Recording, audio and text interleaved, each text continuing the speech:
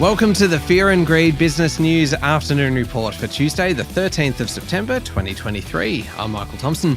Every afternoon, we've got the 5 stories that happened today that you need to know about. So let's get going. Story number 1. The S&P ASX 200 closed up 0.2% today to 7,207 points.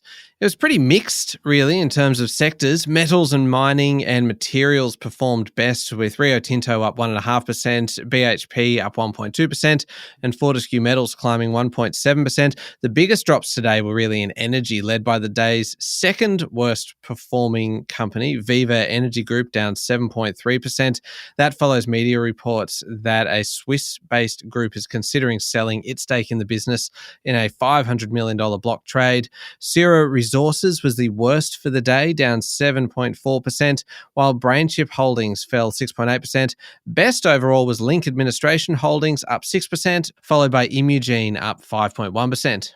Just very quickly, an interesting strong performer from the ASX today was Select Harvests, which is the second biggest almond grower in Australia and one of the biggest in the world.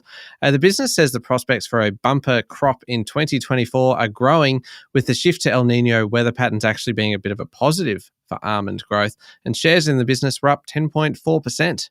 On to story number 2, and Australia's richest person, Gina Rinehart, could launch a takeover bid for Liontown Resources after taking a stake in the lithium player. That would upset Albemarle, which currently has got a $6.6 billion offer in for the business. Rinehart's Hancock Prospecting has disclosed it has secured a 7.72% stake in Liontown, worth around $500 million, and could take a seat on the board. Rinehart has also indicated plans to move more into lithium and work with other investors. A statement from Hancock Prospecting said that the shareholding is a strategic stake and gives Liontown the opportunity to leverage Hancock's expertise and contribute to its future direction, including in relation to investment opportunities for downstream value add in Western Australia. Story number 3, Australia's first ever university campus in India is being launched next week by the University of Wollongong. Indian residents who are unable to afford the cost of moving to Australia will be able to get a chance of a degree from the university for about half the price. The Indian government has recently changed the rules, allowing foreign university campuses to open in one city as part of a plan to make it really an international hub of financial and IT innovation.